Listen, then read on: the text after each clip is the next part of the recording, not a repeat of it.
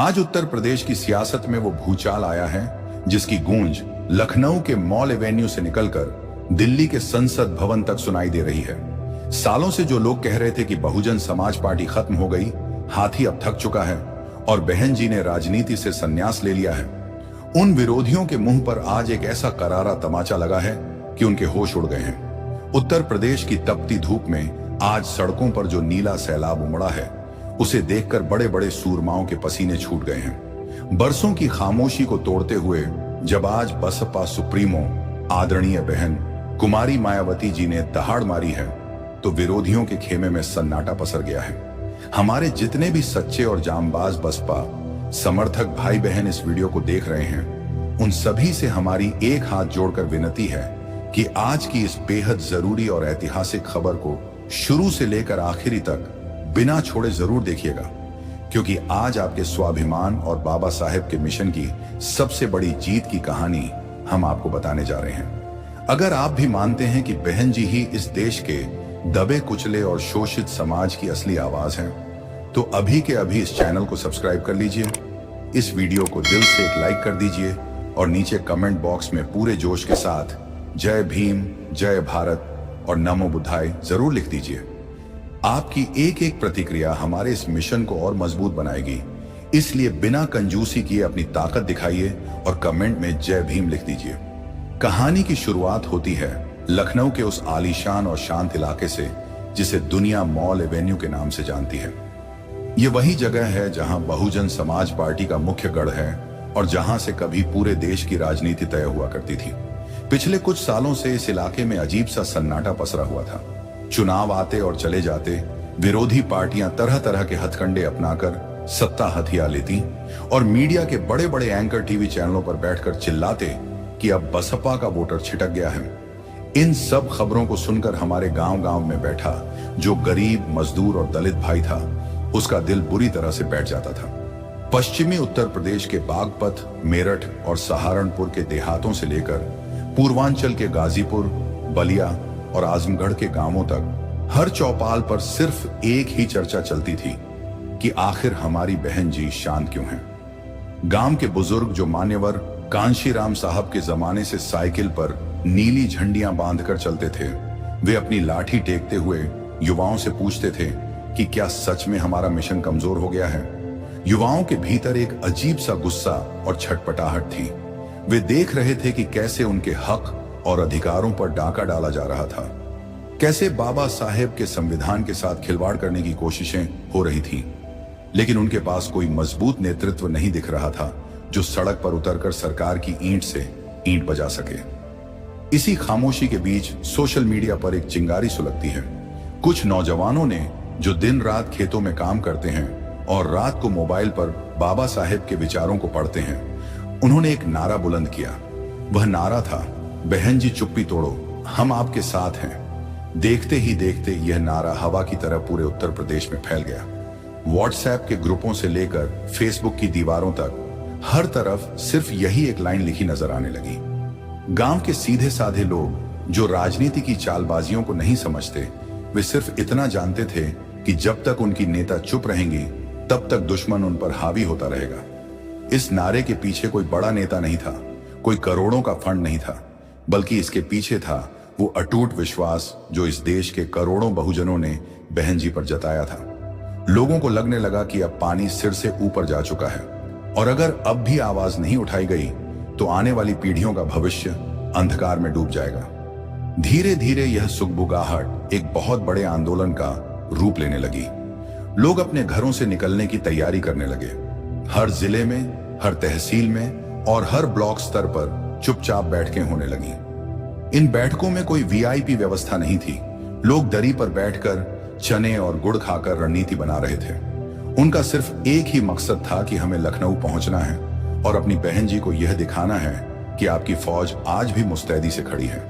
विरोधियों को लग रहा था कि बसपा का कैडर अब बिखर चुका है और वे अपनी जीत के जश्न में डूबे हुए थे, लेकिन उन्हें इस बात का अंदाजा बिल्कुल नहीं था कि शांत बैठा हुआ शेर जब दोबारा खड़ा होता है तो शिकारी की खुद की जान आफत में पड़ जाती है।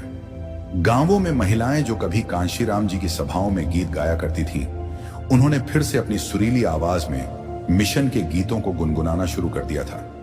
हवाओं में एक बार फिर से नीले रंग की महक घुलने लगी थी और हर दिल में बस एक ही आस थी कि कब वो घड़ी आएगी जब उनकी नेता फिर से मंच पर आकर विरोधियों को ललकारेंगी।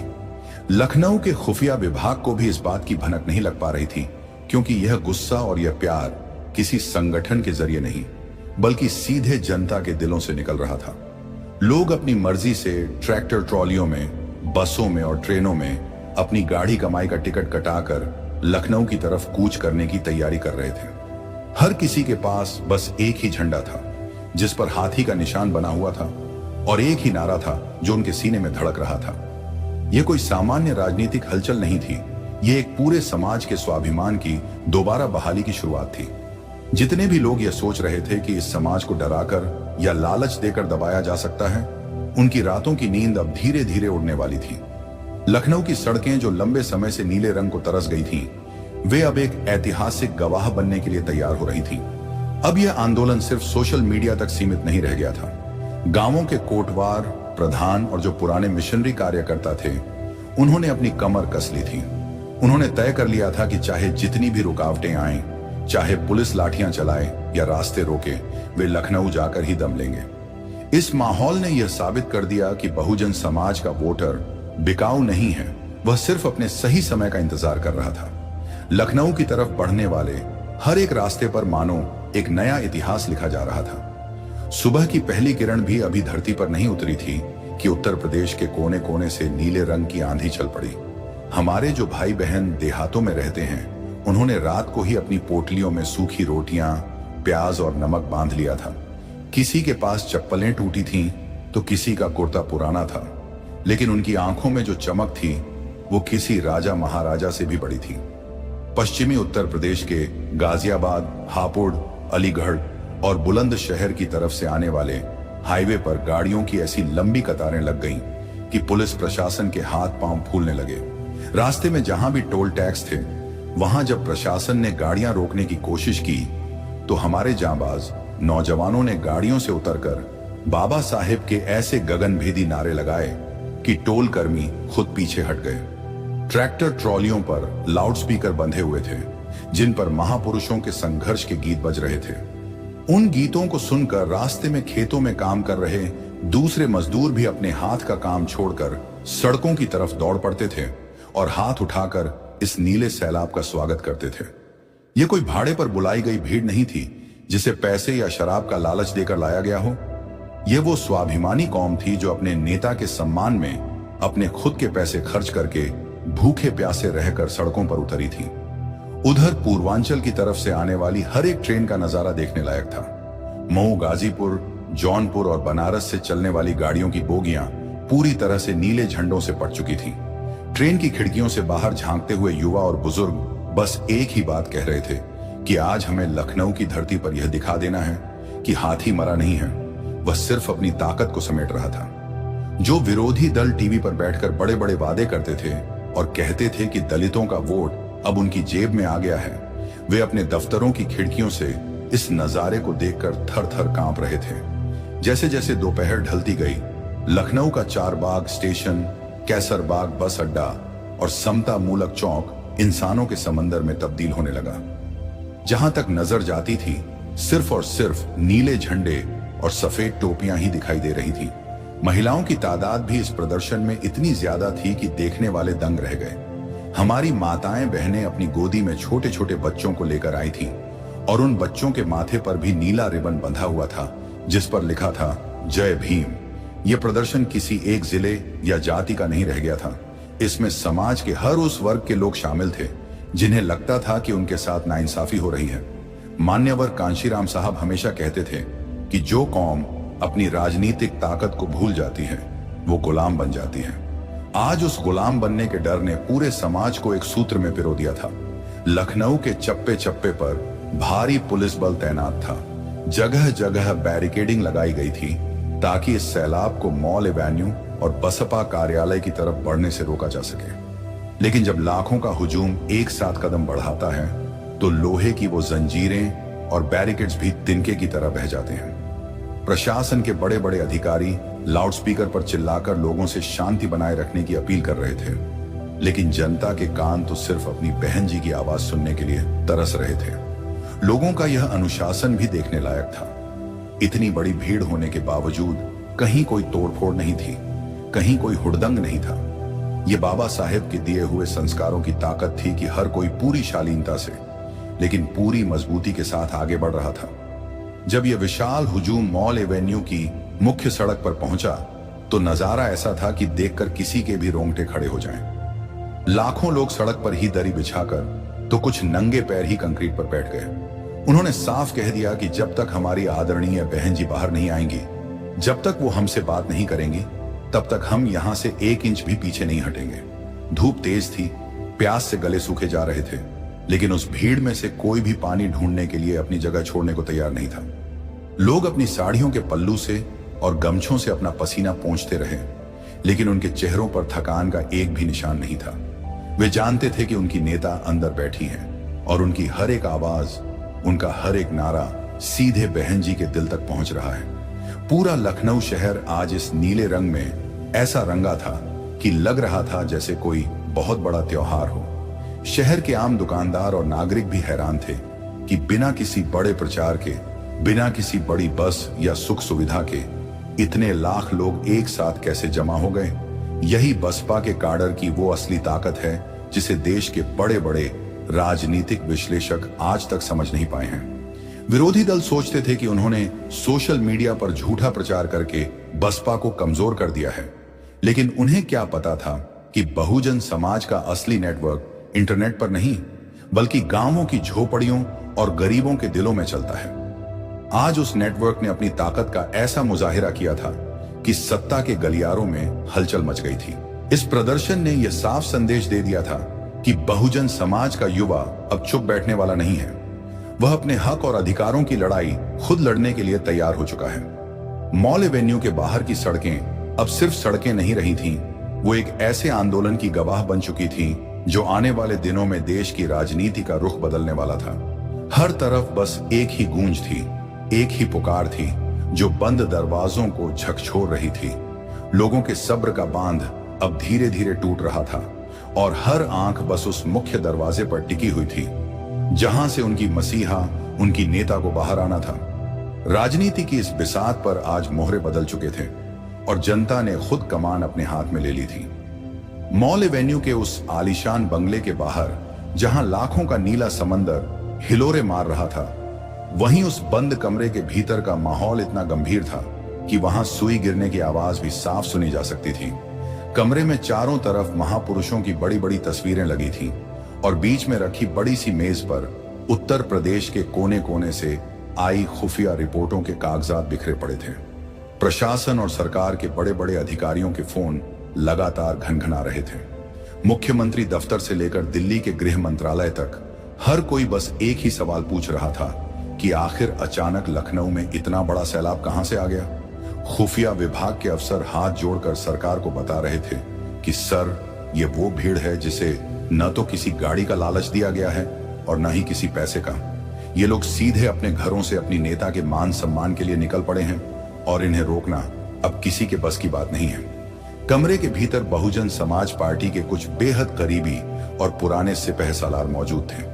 सबके चेहरों पर चिंता की लकीरें थीं, क्योंकि उन्हें भी इस बात का अंदाजा नहीं था कि जनता का यह सब्र इस कदर बांध तोड़कर सड़क पर आ जाएगा। ठीक उसी वक्त गंभीर कदमों से चलती हुई आदरणीय बहन कुमारी मायावती जी कमरे में दाखिल होती हैं।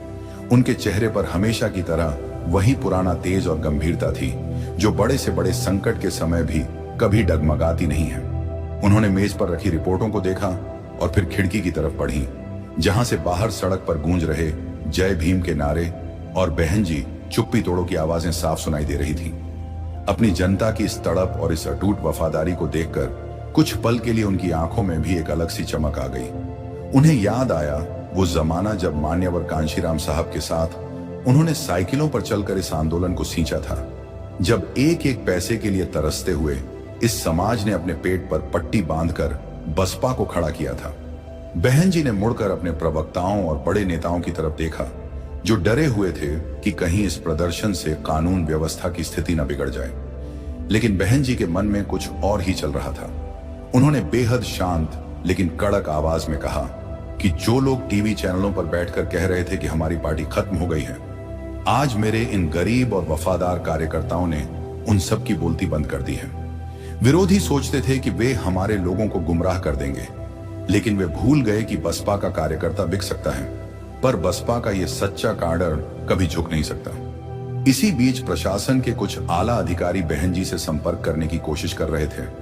वे चाहते थे कि किसी तरह कोई अपील जारी करके इस भीड़ को वापस घर भेज दिया जाए, क्योंकि सरकार को डर था कि अगर यह भीड़ एक बार विधानसभा की तरफ बढ़ गई तो पूरी व्यवस्था ध्वस्त हो जाएगी। लेकिन राजनीति की इस माहिर खिलाड़ी को अच्छी तरह पता था कि कब कौन सा पत्ता फेंकना है। उन्होंने साफ मना कर दिया कि मैं अपने लोगों को पीछे हटने के लिए तब तक नहीं कहूंगी जब तक मैं खुद उनके सामने जाकर उनके इस भरोसे का जवाब नहीं दे देती। इस एक फैसले ने लखनऊ से लेकर दिल्ली तक की सत्ता को हिलाकर रख दिया। विपक्षी दलों के बड़े बड़े नेता जो कल तक बसपा को गिनती में ही नहीं ले रहे थे, वे अचानक अपने दफ्तरों में आपातकालीन बैठकें बुलाने लगे। उन्हें समझ आ गया था कि अगर मायावती ने आज कोई बड़ा कदम उठा दिया तो उनके बनाए बनाए सारे चुनावी समीकरण ताश के पत्तों की तरह ढह जाएंगे। कमरे के भीतर अब रणनीति को अंतिम रूप दिया जा रहा था। बहन जी ने अपने करीबियों से कहा कि तुरंत मीडिया को संदेश भेजो, देश के जितने भी बड़े टीवी चैनल हैं, जितने भी अखबार हैं, उन सबको बुलाओ। आज वो वक्त आ गया है जब हमें दुनिया को बताना होगा कि बहुजन आंदोलन न तो थका है और न ही रुका है। प्रेस कॉन्फ्रेंस की तैयारी बिजली की रफ्तार से होने लगी। देखते ही देखते मॉल एवेन्यू के मुख्य द्वार के भीतर पोडियम लगा दिया गया। नीले रंग के पर्दे सज गए और देश भर के पत्रकारों की गाड़ियां और ओबी वैन गेट के बाहर कतार में खड़ी हो गईं। गेट के बाहर बैठी जनता को जैसे ही भनक लगी कि उनकी बहन जी आज प्रेस कॉन्फ्रेंस करने जा रही हैं और खुद उनके सामने आने वाली हैं, तो उस तपती धूप में भी लोगों का जोश 7वें आसमान पर पहुंच गया। लोग अपनी जगह पर खड़े होकर नाचने लगे, तालियां बजाने लगे और महिलाएं अपने आंसुओं को पोंछते हुए कहने लगीं कि हमारी मसीहा अब हमारे बीच आने वाली है। यह वो रात थी जिसने उत्तर प्रदेश की राजनीति का रुख हमेशा कहानी के लिए बदल दिया। जो विरोधी सोच रहे थे कि वे बहुजन समाज के हक अधिकारों को दबा देंगे, उनकी रातों की नींद अब पूरी तरह हराम हो चुकी थी। बंद कमरे के भीतर लिया गया वो एक फैसला अब एक नए इतिहास की इबारत लिखने जा रहा था। मॉल एवेन्यू के मुख्य द्वार के भीतर सन्नाटा अचानक एक बहुत बड़े सस्पेंस में बदल गया। देश विदेश के सैकड़ों कैमरों के लेंस उस मंच की तरफ टिके हुए थे जहां कुछ ही पलों में देश की सबसे ताकतवर महिला नेताओं में से एक आदरणीय बहन कुमारी मायावती जी आने वाली थी। बाहर सड़क पर खड़ी लाखों की भीड़ ने जैसे ही देखा कि मंच की बत्तियां जल उठी हैं और सुरक्षा कर्मी मुस्तैद हो गए हैं, तो नारों की गूंज इतनी तेज हो गई कि मानो पूरा लखनऊ शहर कांप उठा हो। कांशीराम साहब की विरासत अमर रहे और बहन जी तुम संघर्ष करो, हम तुम्हारे साथ हैं के नारों से पूरा आसमान गुंजायमान था। तभी गंभीर और सधे हुए कदमों से अपने चिर परिचित अंदाज में बहन जी मंच की तरफ बढ़ी। उनके हाथ में हमेशा की तरह वो लिखित दस्तावेज था जो इस देश की राजनीति का भाग्य बदलने का दम रखता था। जैसे ही वह पोडियम के सामने आई और उन्होंने माइक संभाला, लाखों की उस बेकाबू और जोशीली भीड़ में ऐसा सन्नाटा छा गया कि मानो वहां कोई मौजूद ही न हो। हर कोई अपनी सांसें रोककर बस अपनी नेता के मुंह से निकलने वाले एक एक शब्द को अपने दिल में उतारने के लिए तैयार बैठा था। बहन जी ने सबसे पहले सामने बैठी और दूर दूर तक सड़कों पर खड़ी अपनी इस वफादार जनता को बहुत ही ध्यान से देखा। उनकी आंखों में अपने कार्यकर्ताओं के प्रति वह गहरा प्यार और सम्मान साफ नजर आ रहा था, जिसके लिए बसपा का वोटर अपनी जान छिड़कता है। उन्होंने बोलना शुरू किया और उनकी कड़क आवाज सीधे लाउडस्पीकर के जरिए लखनऊ की सड़कों और टीवी चैनलों के माध्यम से देश के करोड़ों घरों में गूंजने लगी। बहन जी ने कहा कि मेरे प्यारे और वफादार कार्यकर्ताओं, भाइयों और बहनों, आज आप लोगों ने जो हिम्मत और जो ताकत दिखाई है, उसने यह साबित कर दिया है कि बाबा साहेब डॉक्टर भीमराव आंबेडकर और परम पूज्य मान्यवर श्री कांशीराम साहब का लगाया हुआ यह पौधा आज एक ऐसा विशाल वटवृक्ष बन चुका है जिसे कोई भी आंधी या तूफान उखाड़ नहीं सकता। उन्होंने अपनी चुप्पी का राज खोलते हुए विरोधियों पर पहला करारा वार किया। बहन जी ने कहा कि जो विरोधी पार्टियां और बिकाऊ मीडिया के लोग पिछले कई महीनों से यह झूठा प्रचार कर रहे थे कि मैं डर गई हूं या हमारी पार्टी खत्म हो गई है। मैं आज उन्हें बता देना चाहती हूं कि मेरी खामोशी मेरी कमजोरी नहीं थी। मैं तो बस देखना चाहती थी कि जो पार्टियां दलितों, पिछड़ों और अल्पसंख्यकों का हितैषी बनने का ढोंग करती हैं, वे सत्ता में आने के बाद इस समाज के लिए क्या करती हैं। आज पूरे उत्तर प्रदेश और देश की जनता देख चुकी है कि चाहे बीजेपी हो या कांग्रेस या अन्य कोई दल, इन सब की मानसिकता एक जैसी है। ये सब अंदर से जातिवादी हैं और जब तक बसपा सत्ता में नहीं आती तब तक इस देश के दबे कुचले समाज को उनका हक और सम्मान कभी नहीं मिल सकता। इसके बाद बहन जी ने वो ऐतिहासिक ऐलान किया जिसका इंतजार देश की हर राजनीतिक पार्टी को था। उन्होंने मंच से हाथ उठाकर बहुत ही ऊंचे स्वर में कहा कि बहुजन समाज पार्टी किसी भी बड़ी और जातिवादी पार्टी के सामने कभी नहीं झुकेगी। हम आने वाले सभी चुनाव पूरी ताकत और पूरी मजबूती के साथ अपने दम पर लड़ेंगे। हम किसी भी ऐसे गठबंधन का हिस्सा नहीं बनेंगे जो पीठ में छुरा घोंपने का काम करता हो। हमारा गठबंधन इस देश के गरीब, मजदूर, किसान, दलित, पिछड़े और अकलियत के लोगों के साथ है। उन्होंने सरकार की नीतियों पर तीखा हमला बोलते हुए कहा कि आज नौकरियों में आरक्षण को खत्म किया जा रहा है, हमारे युवाओं को बेरोजगार रखकर लाठियां मारी जा रही हैं और गांवों में हमारे गरीब भाइयों की जमीनों पर कब्जे हो रहे हैं। अब बहुजन समाज पार्टी इसे बर्दाश्त नहीं करेगी। बहन जी ने जैसे ही यह ऐलान किया, सामने बैठी जनता ने खड़े होकर इतनी जोर से तालियां बजाईं कि पूरा माहौल जोश से भर गया। बूढ़े कार्यकर्ताओं की आंखों से आंसू बह रहे थे। वे एक दूसरे का हाथ पकड़कर कह रहे थे कि हमारी बहन जी फिर से अपने पुराने रंग में लौट आई हैं। बहन जी ने मंच से ही अपने कार्यकर्ताओं को एक नया गुरु मंत्र और एक नया टास्क दे दिया। उन्होंने कहा कि अब घरों में बैठने का समय खत्म हो चुका है। आज ही से, इसी वक्त से आप सभी को अपने अपने गांवों, अपने अपने बूथों पर वापस जाना है। हर एक गरीब के घर का दरवाजा खटखटाना है और उन्हें याद दिलाना है कि जब बसपा की सरकार थी तो कानून का राज कैसा होता था। किसी गुंडे या माफिया की हिम्मत नहीं होती थी कि वह किसी गरीब की तरफ आंख उठाकर भी देख सके। इस प्रेस कॉन्फ्रेंस ने देश के सारे टीवी चैनलों की टीआरपी को हिलाकर रख दिया। हर तरफ बस एक ही ब्रेकिंग न्यूज चल रही थी, मायावती का महा ऐलान, अकेले लड़ेंगी चुनाव। इस एक भाषण ने विरोधियों की उन सभी चालों को फेल कर दिया जो वे बसपा के वोट बैंक को बांटने के लिए चल रहे थे। बहन जी ने साफ कर दिया कि शेर जब 2 कदम पीछे खींचता है तो वह डरता नहीं है, बल्कि एक बहुत बड़ी छलांग लगाने की तैयारी कर रहा होता है। मंच से दिया गया यह संदेश सिर्फ एक भाषण नहीं था, बल्कि यह देश के करोड़ों शोषितों के लिए एक नया जीवन दान था। बहन जी का वो ऐतिहासिक भाषण जैसे ही खत्म हुआ, मॉल एवेन्यू की सड़कों पर एक ऐसा नजारा देखने को मिला जिसे इतिहास में सुनहरे अक्षरों से लिखा जाएगा। लाखों की जो भीड़ पिछले कई घंटों से धूप में शांत बैठी थी, वो अचानक खुशी और जोश से झूम उठी। लोगों की आंखों में जो निराशा और मायूसी थी, वो अब एक अदम्य विश्वास और जीत के संकल्प में बदल चुकी थी।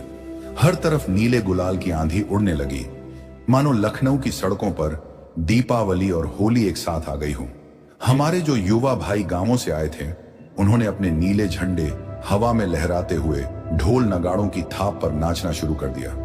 बूढ़ी माताएं मंच की तरफ हाथ जोड़कर बहन जी को दुआएं दे रही थीं और कह रही थीं कि हमारी नेता ने आज हमारा सिर पूरे देश के सामने ऊंचा कर दिया है। जो विरोधी सोच रहे थे कि हाथी अब थक कर बैठ गया है, उन्हें आज पता चल गया कि हाथी जब अपनी पूरी ताकत से खड़ा होता है तो पूरी धरती हिल जाती है। इस एक ऐलान का असर इतनी तेजी से हुआ कि 24 घंटे के भीतर पूरे देश की राजनीति का नक्शा बदल गया। दिल्ली से लेकर लखनऊ तक के बड़े बड़े टीवी चैनलों के दफ्तरों में सन्नाटा पसर गया।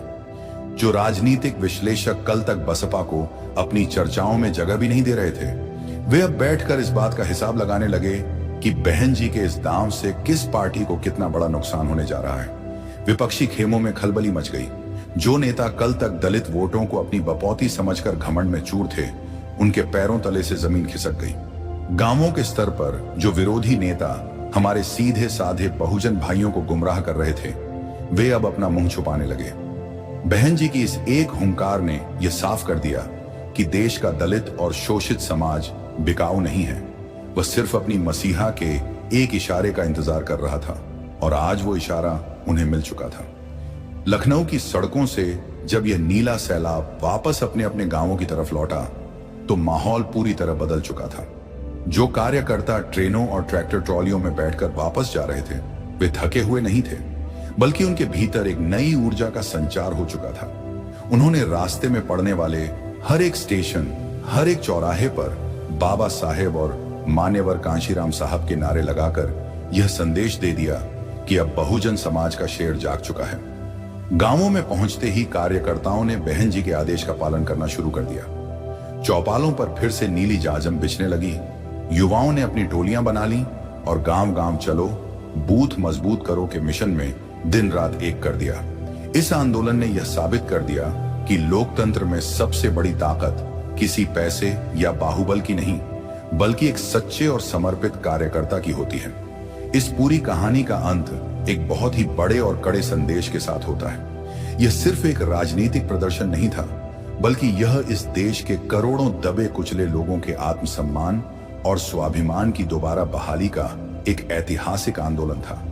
इस आंदोलन ने दुनिया को दिखा दिया कि जब एक समाज अपने हक और अपनी नेता के सम्मान के लिए बिना किसी स्वार्थ के सड़क पर उतरता है तो बड़े से बड़े शासकों को भी उनके सामने झुकना पड़ता है और उनकी आवाज सुननी ही पड़ती है। बहन जी की इस ऐतिहासिक वापसी ने यह तय कर दिया है कि आने वाले दिनों में देश की सत्ता का रास्ता इसी नीले समंदर से होकर गुजरेगा और बहुजन समाज का यह कारवां अब रुकने वाला नहीं है, बल्कि अपनी मंजिल को पाकर ही दम लेगा। दोस्तों, आपको हमारी ये वीडियो कैसी लगी हमें कमेंट करके जरूर बताएं। हमें आपके विचारों का इंतजार रहेगा। वीडियो पसंद आई हो तो वीडियो को लाइक, शेयर और हमारे चैनल को सब्सक्राइब कर सकते हैं। वीडियो को यहां तक देखने के लिए आपका बहुत बहुत आभार।